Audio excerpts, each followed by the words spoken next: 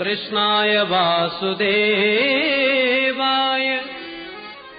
देवकी नंदनाय च नंदगोपकुमाराय गोविंदाय नमो नमः। इस प्रकार से बड़ी प्यारी 26 श्लोकों में कुंती महारानी ने स्तुति करी। नमस्ये, भतीजे को नमस्कार नहीं है। पुरुषम त्वाद्यम ईश्वरम प्रकृते परम, त्रिगुणात्मक प्रकृति से परे उस परम पुरुष आदि पुरुष भगवान नारायण को मैं प्रणाम कर रही हूं। आश्चर्य की बात, महान आश्चर्य कि अंतः वही अवस्थितम, सबके भीतर भी आप ही विराजमान हो और बाहर भी कण कण में अणु अणु में आपकी सत्ता विद्यमान है, पर इसके बाद भी अलक्षम, फिर भी दिखाई नहीं पड़ रहे। भीतर बाहर सर्वत्र आपकी सत्ता है, फिर भी दृष्टिगोचर नहीं हो रहे। क्यों दिखाई नहीं पड़ रहे? माया जवनिका छन्नम, सबकी आंखों पर माया का घूंघट जो डाल रखा है, माया का इतना बड़ा पर्दा डाल दिया कि जब तक वो घूंघट माया का न उठाएं आप, तब तक कोई आपको नहीं जान सकता, कोई नहीं देख सकता। घूंघट के पट खोल तो पिए मिलेंगे। संत गाते हैं, ये घूंघट का पट क्या है? बोले माया का पर्दा। अब हाथ भरे का घूंघट सामने पड़ा है, प्रियतम सामने खड़े हैं, दिखाई कैसे पड़े? जब तक घूंघट न उठे तो ये घूंघट उठाएगा कौन? अरे घूंघट उठाने वाले भी तो प्रियतम ही हैं। वो जब उठाते हैं तभी उनका दिव्य स्वरूप उस देवी को दिखाई पड़ता है।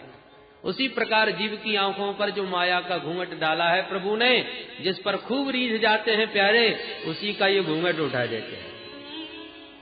सो जानहि जहि देहु जनाई, जानत तुमहि तुमहि होई जाई। सो जानहि जहि देहु जनाई, जानत तुमहि तुमहि होई जाई। जिस पर खूब रीझ जाए तुमहि होई जाई, उसी का घूंघट ये माया का उठा देते हैं, तभी जीव आपको जान सकता है। ये माया का मतलब, माया कैसे कहते हैं? मां माने नहीं, या माने जो नहीं है और फिर भी दिखाई पड़ रही है, उसी का नाम माया। बोलो जय श्री कृष्ण। जैसे हम स्वप्न देखते हैं, है कोई भी नहीं, फिर भी सच मालूम पड़ता है कि नहीं? जंगल में घूमते घूमते हाथी दिख गया, पसीने छूट गए, भागे, दौड़े, चिल्लाए, तब तक हाथी ने हमको पकड़ लिया सूंड से। जब सूंड से हाथी पकड़ के हमारे ऊपर पैर रख ही रहा था कि चीख पड़े, और चीखते ही आंख खुल गई। जब आंख खुली तो हंसी आने लगी, क्योंकि ना जंगल था ना हाथी था, व्यर्थ में चिल्ला रहे थे, सब झूठा था।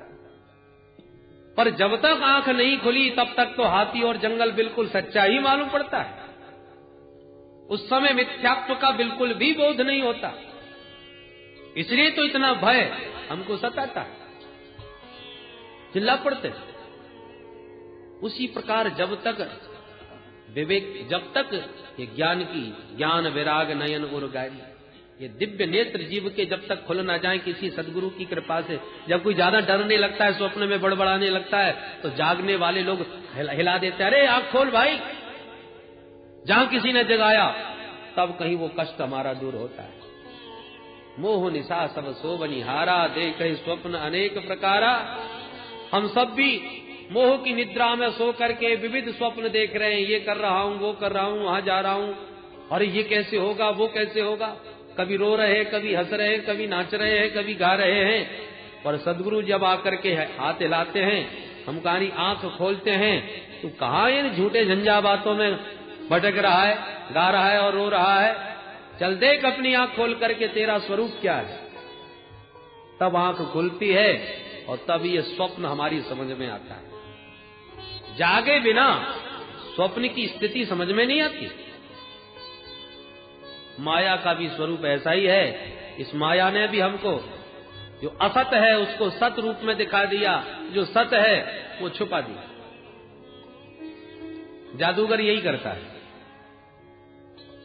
जादूगर क्या करता है? जो नहीं है उसे प्रकट करके दिखा देता है, और जो है उसको गायब करके दिखा देता है। लोग हैरान रह जाते हैं।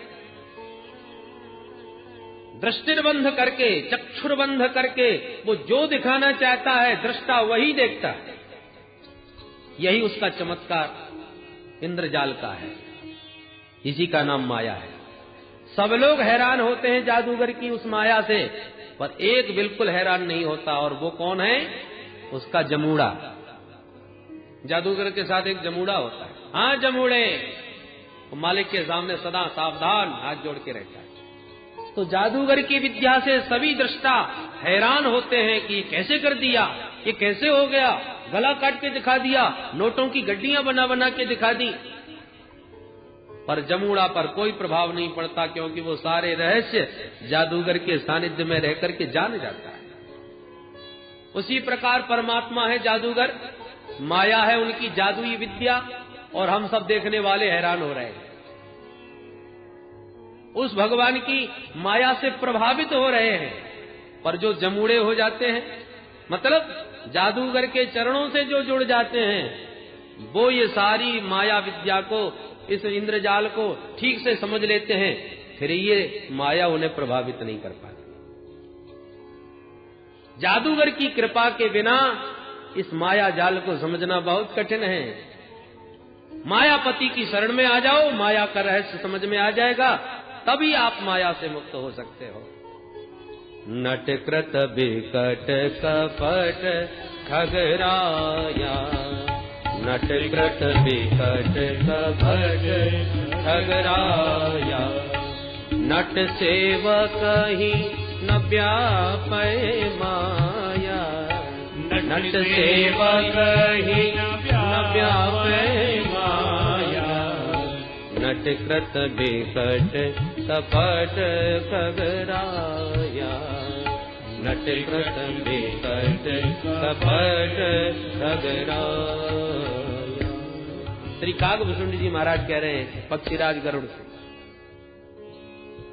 नट की बड़ी विचित्र विचित्र लीलाएं होती हैं, चमत्कृत रह जाते हैं दृष्टा, पर नट सेवक ही न व्यापै माया। जो नट का सेवक है, जमूड़ा जादूगर का जो हो गया, वो सब जानते हैं। इसलिए माया को सब कोई भजे, माधव भजे न कोई, और जो कदापि माधव भजे तो माया चेरी हो। जादूगर का सानिध्य प्राप्त करने वाला वो जमूड़ा भी एक दिन स्वयं जादूगर बन जाता है। डॉक्टर के सानिध्य में रहने वाला वो सेवक एक दिन खुद भी डॉक्टर बन जाता है। समझ में आने लगते हैं रहस्य।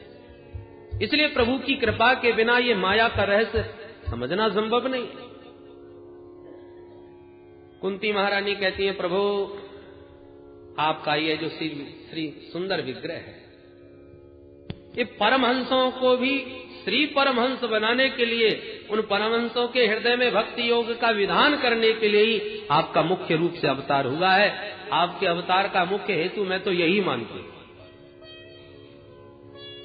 बड़े बड़े अमलात्मा, विमलात्मा, महात्मा, योगींद्र, मुनींद्र, संत, सन्यासी आपके इस रूप के रहस्य को नहीं जान सकते, तो कथम पश्येम स्त्रिय, मैं क्या समझूं एक साधारण सी स्त्री। मैं तो सिर्फ इतना ही जानती हूं कि मेरे भैया वसुदेव, भाभी देवकी के 8वें पुत्र हैं आप, इससे ज्यादा मैं कुछ नहीं जान सकती। पर हां एक विश्वास अवश्य प्रभु, कि जो कृपा आपने मुझ पर बरसाई, ऐसी कृपा तो मेरी भाभी देवकी को भी आपसे प्राप्त नहीं है। भले ही आप देवकी के पुत्र हों, वो आपकी माताजी होंगी, और जो मुझे मिला वो देवकी को भी नहीं। भगवान बोले वो कैसे? बोले देखिए सरकार, देवकी के 8 पुत्र हुए, 8वें हैं आप। विवाह होते बेचारी को जेल खाने में जाना पड़ा, भैया ने बंदी बना लिया। एक एक करके संतान को पकड़ पकड़ के उसके भाई कंस ने उसकी आंखों के सामने मारे। अबाक बने, सब देखते रहे। परंतु जब मैं अपनी तरफ दृष्टि डालती हूं, कैसी आपकी अद्भुत कृपा। पति वंचिता विधवा, मैं अकेली अनाथ, मेरे 5-5 बच्चे, शत्रु कोई बाहर नहीं, घर में ही घुसे बैठे हैं। समझ नहीं आता कौन मित्र है कौन शत्रु है। प्रतिक्षण आक्रमण, प्रतिक्षण षड्यंत्र, और उन षड्यंत्रों के जाल में मेरे 4-5 बच्चे, मैं हर क्षण बंधे हुए थे।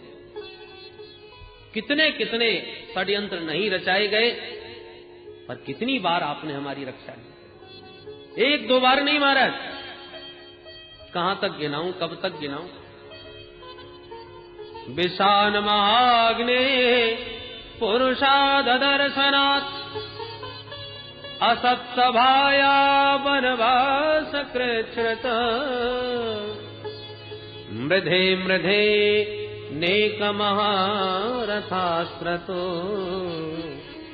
द्रोण्यस्य तश्चास्म हरे विरक्षिता। मेरे पुत्र भीम को विष के लड्डू खिला दिए, मारने के लिए जहर के लड्डू खिलाए थे, परंतु जब मुझे वापस मिला मेरा बेटा 10,000 हाथियों का बल प्राप्त करके लौटा। जो विष मारक था वो तारक बन गया, बल प्रदाता बन गया।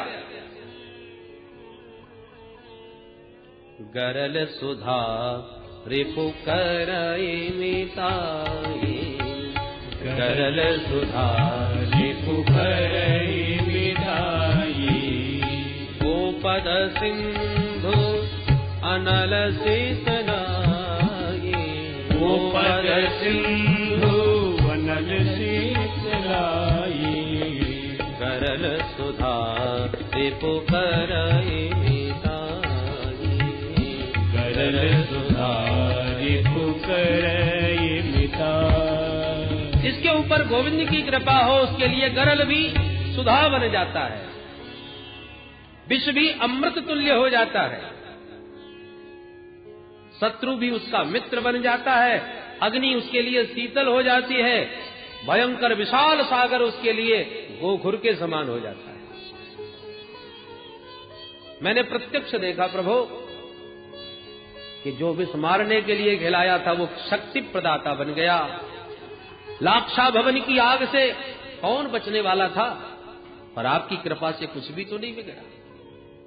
उन ज्वालाओं को हमने अपनी आंखों से देखा, पर आपकी कृपा से बच गए। हिडंबासुर, जटासुर जैसे भयंकर असुरों से वन वन में हमने बहुत कष्ट भोगे, पर सबसे आप बचाते रहे। अरे ये संकट तो जीवन में यदा कदा आते थे, पर जब महाभारत युद्ध छिड़ गया तब तो मेरे 5 बालकों के चारों ओर काल ही काल था। जिन पितामह भीष्म ने बच्चों को अंगुली पकड़ के चलना सिखाया वो शत्रु बने सामने खड़े थे। जिन द्रोणाचार्य जी ने धनुष पर बाण चलाना सिखाया वो स्वयं शत्रु दल में खड़े थे। स्वप्न में भी कोई कल्पना कर सकता था कि मेरे बच्चों को इन इच्छा मृत्यु के वरदानी भीष्म से कोई बचा पाएगा? कितने कितने अनेक महारथी, एक नहीं, मृधे मृधे नेक महारथास्त्र, तो अनेक महारथी सब खड़े थे। कल्पना नहीं थी कि कैसे बचेंगे, पर बाप प्रभु आपकी कृपा, एक को भी आंच नहीं आने दी। 5 के 5 सुरक्षित हैं। भगवान बोले बुआ ये तो आपकी भावना है, ये सबका सब श्रेय तुम मुझे क्यों दे रहे हो? क्या तुम्हें नहीं मालूम महाभारत में मैंने तो अस्त्र भी नहीं उठाया, मैंने क्या किया? अरे तुम्हारे पुत्र इतने पराक्रमी, इतने पुरुषार्थी हैं कि बड़े बड़े संकट इनसे आकर के स्वयं टकरा करके चल लौट जाते हैं, पर तुम सबका सब श्रेय मुझे दे रही हो। कुंती महारानी कहती है प्रभु आप करते हुए भले ही न दिखाई पड़ो, पर करते सब आप ही हो। और भगवान ने अर्जुन से भी संकेत दिया कि तुझे निमित्त बनना है, मार तो सब मैंने दिए, कर्म तो तुम्ही को करना पड़ेगा इस कुरुक्षेत्र में, बाकी करने कराने वाला तो सब मैं ही। क्या होना है, क्या होगा वो मुझे मालूम है, मैं करूंगा, पर करते हुए तुम दिखोगे, क्योंकि कर्म तुम ही को करना है। सुग्रीव से भगवान ने स्पष्ट कहा, सुन सुग्रीव मैं मारे हूं बाली एक ही बाण, एक बाण से मैं मारूंगा बाली को। और फिर भी कहते सुग्रीव जाओ लड़ने के लिए। अरे जब आपको मारना है तो हमें क्यों पिटवाने भेज रहे हैं? भगवान बोले नहीं, लड़ना तुम्ही को पड़ेगा, तुम लड़ो, मारूंगा मैं। इसलिए जीव को कर्म तो अपनी पूरी निष्ठा के साथ करना चाहिए, कर्मण्ये वाधिकारस्ते, परंतु होगा क्या वो परमात्मा करने वाले। अर्जुन से भी युद्ध अर्जुन को करवाया, करने कराने वाले प्रभु हैं। कुंती मैया उसका अनुभव कर रही है। प्रभु सब प्रकार से आपने मेरे बच्चों को बचाया है, एक बार नहीं अनेक बार, परंतु न तो लड़ते दिखाई पड़ते हैं, न हाथ में अस्त्र लिए दिखाई पड़ते हैं। अरे अभी अभी द्रोणाचार्य जी के पुत्र अश्वत्थामा के ब्रह्मास्त्र से कौन बचा सकता था मेरे वंशधर को? द्रोण्यस्य तश्चास्म हरे विरक्षिता, मेरी कुल वधु उत्तरा के गर्भ की रक्षा करी है आपने, मेरे वंशधर की रक्षा करी है प्रभु आपने। ये तो सबकी आंखों के सामने की अभी अभी की घटना है। भगवान बोले बुआ आज इतनी लंबी चौड़ी मेरी महिमा आखिर क्यों गा रही हो, क्या बात है? अपने भतीजे को भगवान बना के खड़ा कर दिया, क्या बात है? कुंती मैया बोली आज कुछ मांगना चाहती हूं। अच्छा बुआ तो मांगो फिर, बोलो क्या चाहते हैं? कुंती मैया बोली प्रभु जब जब संकट आए तब तब आप मेरे सामने आए। दुर्वासा जी के उग्र शाप का भय जब लगा कि भोजन का निमंत्रण कर दिया और दाना एक नहीं खाने का, अक्षय पात्र समाप्त, तुरंत आप सामने आते दिखाई पड़ गए। जब भी संकट आए तब आप हमारे सामने आए। आज सारे संकट भाग गए, मेरा पुत्र चक्रवर्ती सम्राट के पद पर विभूषित हो रहा है, दुखों के बादल हट गए हैं, और जहां सुख साम्राज्य आया तो ही आप हाथ जोड़ के बोले बुआ चलता हूं। तो प्रभु मैं तो यही वरदान मांगूंगी कि यदि विपत्ति काल में ही आप हमारे पास रहते हो और सुख समृद्धि आते ही हमको छोड़ के चले जाते हो, तो मैं वरदान मांगना चाहती हूं कि जीवन भर इस कुंती के जीवन में संकटों के बादल हमेशा छाए रहे, मेरे जीवन में कभी विपत्ति का अंत न हो। विपदः सन्तु नः सस्वत् तत्र तत्र जगद्गुरो भवतो दर्शनं यस्यात् अपुनर्भव दर्शनम्। विपदः सन्तु नः सस्वत्, जब तक जीवन है तब तक ये विपत्ति निरंतर इसी प्रकार आती रहे जैसी आती रही थी। भगवान बोले जय हो बुआ जी,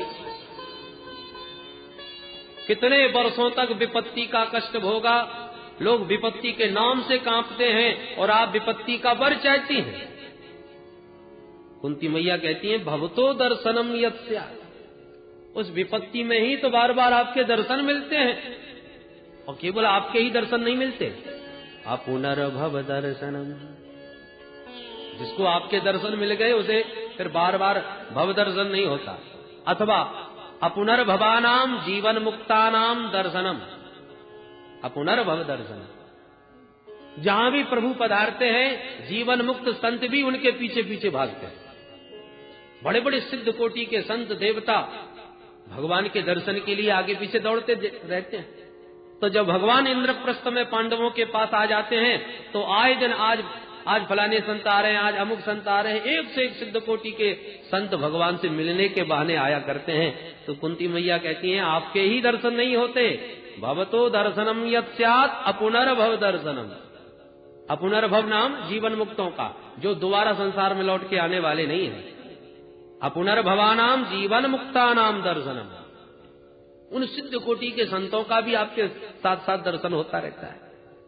इसलिए चाहती हूं कि विपत्ति बनी रहे ताकि बिहारी जी भी बने रहे और बड़े बड़े सिद्ध कोटि के संत भी यहां पर पधारते रहे। क्योंकि नमो अकिंचन वित्ताय त्वाम अकिंचन गोचरम। आप तो अकिंचनों के ही परम धन हो, जो धन संपदा में ही अपना सब कुछ मान बैठते हैं, उसमें मिथ्याभिमान कर लेते हैं, उनसे तो आप दूर हो जाते हैं। याद आता है वो क्षण प्रभु जब मैया के माट मटका फोड़ दिए थे आपने, तो मैया ने कान पकड़ के बांध दिया था आपको उखल से, तो कैसे आंसू, आंखें मीड़ मीड़ के आंसू बहा करके रो रहे थे। वो दृश्य जब मेरे चिंतन में आता है तो मैं सोचती हूं क्या यही वो नारायण है जिसकी टेढ़ी भ्रकुटी होने पर स्वयं काल भी कांप जाता है। यद विभेति स्वयं भयम, मूर्तिमान भय भी जिससे भयाक्रांत रहता है, वो भगवान देव को उकल में बंधा हुआ रो रहा है। कौन कल्पना कर लेगा कि ये वही परम तत्व है। गोप्या ददे स्वयं कृता गसिदाम तावत याते दशाश्रु कलिलांजन संभ्रमाक्षम वक्त्रम निनीय भय भावनया स्थितस्य तामां विमोहयति वीरपि यद बिभेति। तामां विमोहयति, वो छटा, वो दृश्य मेरे मन को मोहित कर देता है। ये कैसा भगवान है जो उखल में बंधा हुआ रो रहा है। अरे परमात्मा के तो दृष्टि मात्र से बंधन खुल जाते हैं संसार के, और वो परमात्मा खुद बंधा हुआ है। संकल्प से संसार बन जाता है, वो आज आंखों में आंसू बहा करके रो रहा है। सामाम विमोहयति, वो दृश्य मेरे मन को मोहित कर देते हैं, मैं व्यामोहित हो जाती हूं। बस प्रभु अब एक ही प्रार्थना है, स्नेह पासमिमं छिंदी दृढ़म पांडु सुवृष्णसु। मेरा मन जो पांडवों में थोड़ा चिपका हुआ है, मेरी आसक्ति, माताओं की आसक्ति दो जगह होती है, एक तो बच्चों में और एक मायके में। वृद्धावस्था भी आ जाए तब भी माताओं को मायके का मोह नहीं जाता, तो कुंती मैया दोनों की रस्सी काटना चाहती है। स्नेह पास मिमम छिंदी दृढ़म पांडुसु वृष्णसु। मेरा जो स्नेह पास पांडवों में बंधा हुआ है और वृष्णवंशियों में, माने यदुवंशियों में जहां मैं पैदा हुई, वसुदेवादिक भाइयों के प्रति, ये दोनों रस्सियों को आप काट डालो और आप अपने चरण कमलों में मेरे चित्त को लगा लो। स्नेह पास आपके अतिरिक्त कहीं मेरा बंधा ना हो, सब जगह की डोरी काट दो, सबकी ममता ताग बटोरी। कुंती मैया ने जब ये दिव्य भावना प्रकट करी तो भगवान गदगद हो गए, प्रसन्न हो गए और बोले, बुआ यदि इतना आपका प्रेम है तो अब हम द्वारका जाते ही नहीं। और भगवान ने तुरंत द्वारका की यात्रा स्थगित करी, कुंती बुआ के साथ उनके भवन में प्रविष्ट हो गए। बोल दीन बंधु भगवान की, भक्त वत्सल भगवान की। कुंती मैया ने ऐसी चीज मांगी जो भगवान के पास थी नहीं। क्या मांगा? बोले दुख। और भगवान जो आनंद सिंधु सुख राशि है, वो दुख कहां से देंगे? अरे वस्तु वही दी जाती है जो आपके पास होवे। जो साक्षात सच्चिदानंद है, वो दुख देना भी चाहे तो कहां से दे पाएगा? उसके खजाने में है ही नहीं। और जो दुख रूप संसार है, उससे तुम जीवन भर सुख मांगते रहो, वो कहां दे पाएगा? क्योंकि दुख रूप संसार में सुख है ही नहीं। दुखालयम शाश्वतम। जब भगवान को लगा कि बुआ ने मांगा दुख और मैं दे नहीं पाया, देना संभव नहीं, इसलिए भगवान ने अपने आप को ही दे दिया कि बुआ हम आपके साथ ही चलते हैं। पांडवों में आनंद की लहर छा गई। चलो चलते चलते प्रभु को बुआ के प्रेम ने रोक लिया, भवन में आए। पर एक दिन प्रभु ने देखा कि श्री युधिष्ठिर जी महाराज, धर्मराज थोड़े से चिंतित बैठे हैं, बहुत परेशान दिखाई पड़ते हैं। प्रभु आए, क्या बात है भैया, समस्त शत्रुओं का पराभव करके आज सम्राट की पदवी को विभूषित कर रहे हो, फिर भी मुंह लटकाए बैठे हो। युधिष्ठिर जी महाराज भी व्यामोहित हो उठे। हे प्रभु जरा बताओ, जिन महापुरुषों की अंगुली पकड़ के चलना सीखा, जिनकी गोदी में खेले, जिनको हमेशा दंडवत प्रणाम किया, मैंने उन्हीं सबको समाप्त करके इस गद्दी को पाया है। हमारे कितने स्नेही जन थे, प्रेमी जन थे, उन सबको मार करके उनकी स्त्रियों का सिंदूर हमने समाप्त कर दिया। जब वो विधवा स्त्रियां मेरी आंखों के सामने आती हैं तो मेरा चित्त व्यथित हो जाता है कि इस गद्दी के लिए मैंने उनका सुहाग समाप्त कर दिया। वो ग्रसित हो गए, भगवान समझाने लगे विविध भांत, पर युधिष्ठिर जी की समझ में बात आती नहीं, क्योंकि युधिष्ठिर जी श्री द्वारकाधीश प्रभु को अपना छोटा भैया मानते हैं, वात्सल्य भाव रखते हैं, अनुज की भावना है। और उपदेश तब प्रभावित होता है जब उपदेशक के प्रति गुरुत्व की भावना हो। यही प्रवचन कोई सफेद दाढ़ी वाला बोले तो ज्यादा समझ में आएगा। भगवान समझ गए इनको किसी बुजुर्ग के पास ले जाना चाहिए। भगवान बोले तो चलो पितामह भीष्म से मिलने चलते हैं। समस्त पांडव परिकर को लेकर प्रभु पधारे। पितामह भीष्म सरसैया पर शयन कर रहे हैं, बाणों की सैया पर लेटे हैं। जैसे ही पांडवों ने आकर के प्रणाम किया, नेत्र खोल करके देखा, शरीर का हिलना डुलना भी संभव नहीं, असह्य पीड़ा। सामने अर्जुन दिखाई पड़ गए। अरे अर्जुन, तुम्हारा सारथी नहीं आया क्या? प्रभु तुरंत सन्मुख आ गया। दादाजी मुझे याद किया क्या? अच्छा तो आप आए हो, फिर छुप करके क्यों खड़े हो, तनिक सामने आओ। भगवान तुरंत सामने आ गए। कहिए दादाजी कैसे याद किया? पितामह भीष्म बोले अर्जुन पहचानते हो इनको? अर्जुन बोले इनको कौन नहीं जानता दादाजी। कौन है तो बताओ। बोले हमारे मामा जी के लड़के हैं। हमारे मामा वसुदेव जी के पुत्र वासुदेव कृष्ण हैं। पितामह भीष्म हंसने लगे। वाह अर्जुन, कभी तो तुम मामा का लड़का बताते हो, कभी अपना सचिव बना करके परामर्श लेते हो, कभी दूत बना के संदेश वाहक बना देते हो, कभी गुरुजी बना के गीता का ज्ञान ले लेते हो, कभी सारथी बना के घोड़ों की लगाम थमा देते हो। कितने नाते हैं तुम्हारे। यम मन्यसे मातुलेयम प्रियम मित्रम सुहृत्तमम अकरो सचिवम दूतम सौहृदादथ सारथी। धन्य है प्रभु, आपके प्रेमी जो बनाते हैं आप वही बन जाते हैं। तोहे मोहे नाते अनेक मानिए जो भाव है, जो चाहो भगवान वही बन जाए। बोलो जय श्री कृष्ण। भगवान सेवक बनने को भी तैयार हैं। कोई सेवक बनने वाला तो मिले।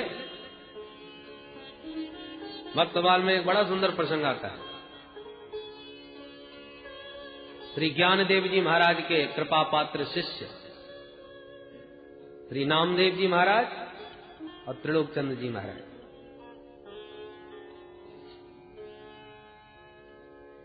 एक बार त्रिलोकचंद्र जी ने पूछा गुरुजी से कि गुरुदेव हम घर गृहस्थी वाले लोग हैं, बहुत सारा व्यापार है, कुछ ऐसी कृपा कीजिए, ऐसा उपदेश दीजिए कि घर बैठे ही हमें परमात्मा का दर्शन मिल जाए। तो बोले अच्छा एक काम करो, घर में जो भी अतिथि आवे उसे साक्षात परमात्मा की तरह पूजो और उसकी सेवा करो, तुम्हें परमात्मा घर बैठे ही मिल जाएगी। गुरुदेव ने आदेश दे दिया। तो दोनों दंपति, संतान थी नहीं, तो घर बैठे ही जो संत आवे अतिथि आवे उसे भगवत भावना से पूजते थे। सेवा होने लगी और साधु सेवा जब खूब होने लगती है तो साधुओं का आना जाना भी खूब बढ़ जाता है। साधुओं की संख्या उत्तरोत्तर बढ़ने लगी और दोनों दंपति दिव्य भाव से सेवा करने लगे। सनई सनई शरीर वृद्धावस्था की ओर आया। एक दिन